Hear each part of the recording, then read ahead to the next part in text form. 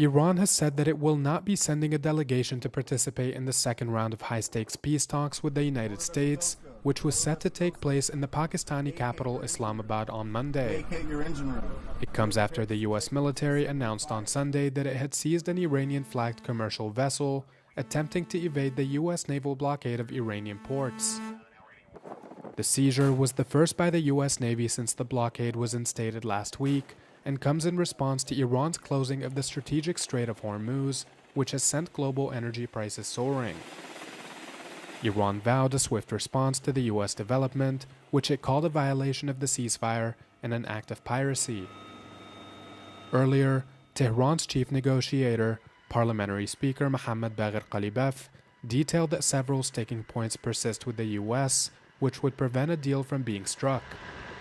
الان هم چند موضوع هست که اختلاف نظر وجود داره و اونا یه نظراتی در حوزه هسته‌ای دارن، یه نظراتی در بحث مربوط به موضوعات تنگه و اینا دارن و ما به هر حال سر مواضع و اونهایی که داریم، ولی ما در حقیقت اون چیزی که برای ما اصل بوده این بوده که این بی‌اعتمادی همون نکته‌ای که اشاره کردم، ما حسن نیت داریم، ما برای که یه صلح پایدار باشه، صلح پایداری که تضمینی درش باشه که دیگه این بحث دو مرتبه تکرار نشه. It's not yet clear if the talks will continue ahead as planned without Iranian participation or whether the U.S. too would withdraw. U.S. President Donald Trump has threatened to blow up the entirety of Iran if it fails to reach a deal with Washington before the expiration of the current fragile truce, set to end on the 22nd of April. U.S. forces have seized the Iranian-flagged cargo vessel Tuska in the Gulf of Oman. Now, video footage released by U.S. Central Command showed the USS Spruance issuing orders to that Iranian vessel to stop. They ignored those warnings and was subsequently fired upon. U.S. Marines now have custody of the vessel. Of course, U.S. President Donald Trump took to his social media to share the news, and this came just hours after accusations of ceasefire violations in the Strait of Hormuz were made. Now, the Iranian military have said that they will be responding to those attacks. They're calling the seizure an act of piracy. Now, the British military has raised its top alert level for the Strait of Hormuz. They are calling it critical. Over the weekend, the UK, the British Foreign Secretary, Yvette Cooper, was here in the UAE. She was hosting bilateral talks, cementing that relationship between the UAE and the UK. So all eyes are focused to see what the day will bring as we move forwards and hopefully see those ceasefire talks resuming in the coming days. Jane Witherspoon, Euronews in Dubai.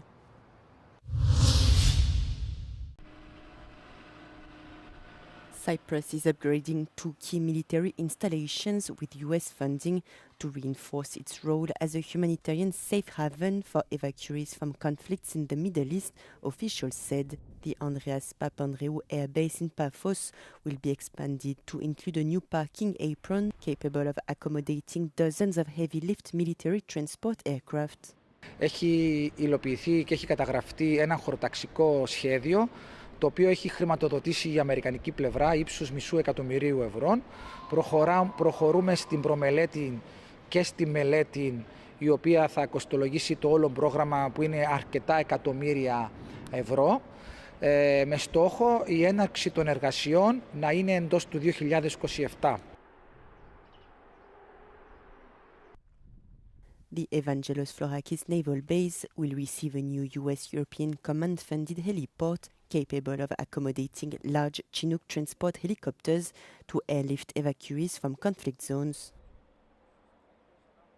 Οι δυνατότητες οι οποίες προορίζονται να μπορεί να έχει ναυτική βάση είναι η φιλοξενία σκαφών μέχρι επίπεδου φρεγατών, κορβετών. Δεν μιλάμε για αεροπλανοφόρα.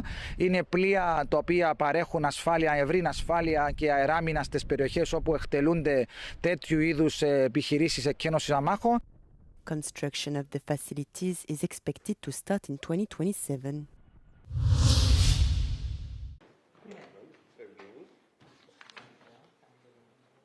Former Bulgarian President Rumen Radev is set to win the country's parliamentary elections. With almost all votes counted, Radev won around 45% of the vote, putting him on course to gain some 130 seats in the 240-seat parliament. The Liberal PPDB coalition is well behind at 15%, and former Prime Minister Boyko Borisov's conservative Gerb party at 13%.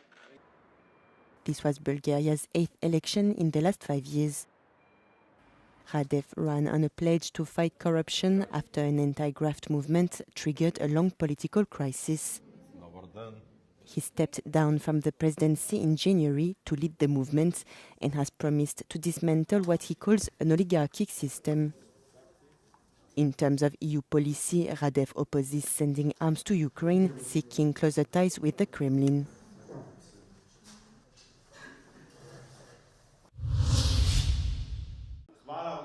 Nearly a month after securing a razor-thin majority in Slovenia's parliamentary elections, Liberal Prime Minister Robert Golob admitted he had failed to form a ruling coalition.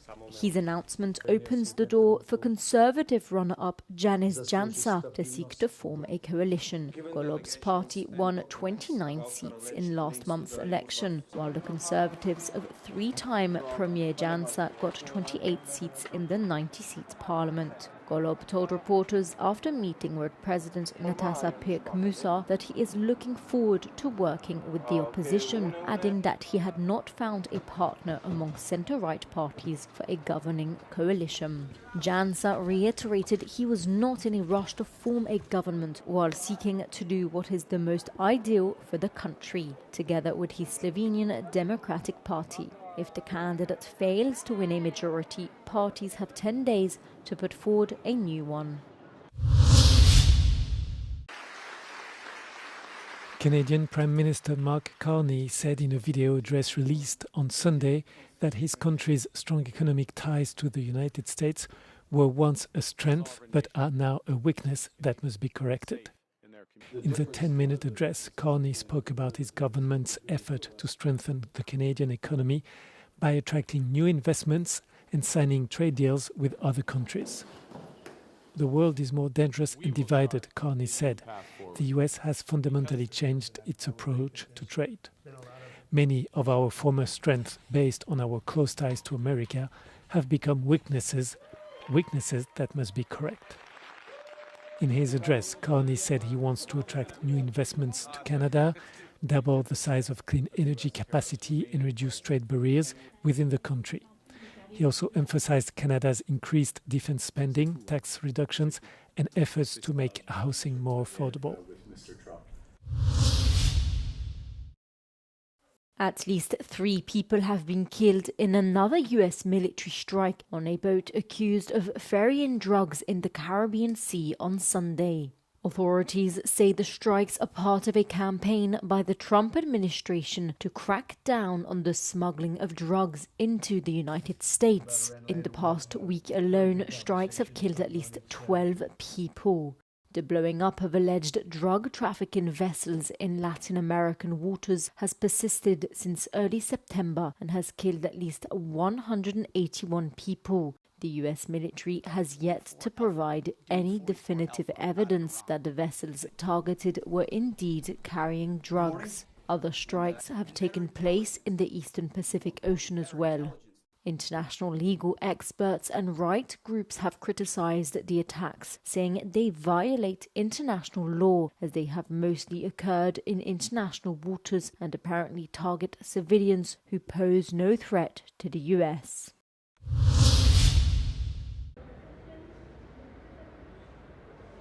A showdown between 2 giants of Western sculpture takes place beneath the Louvre pyramid.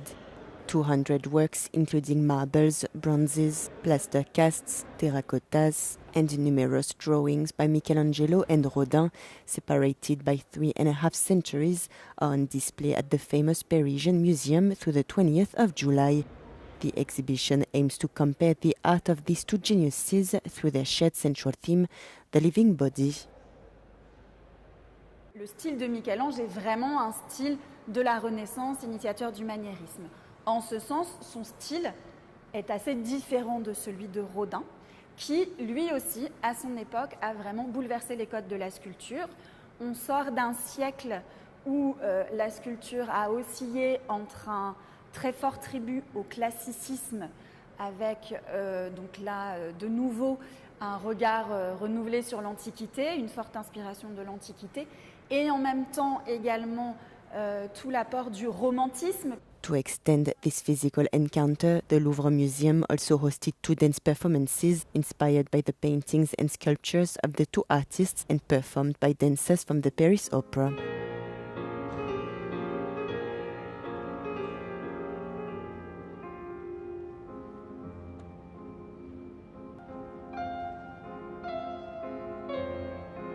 Nous avons imaginé un spectacle consacré à des duos. Pourquoi ? Parce que cette exposition, d'une certaine manière, c'est un duo entre 2 grands sculpteurs. Et donc c'est une soirée qui est constituée de grands duos un petit peu mythiques du grand répertoire du Ballet de l'Opéra de Paris, mais aussi avec une création réalisée par Yvon de Mol, un danseur du Ballet de l'Opéra de Paris, qui a imaginé une création en lien, en écho, en dialogue avec l'art de Michel-Ange et l'art de Rodin. By bringing together Michelangelo and Rodin, the Louvre offers a cross-disciplinary exploration of the history of sculpture. The exhibition does more than simply compare 2 artists. It shows how a single question representing the living spans the centuries.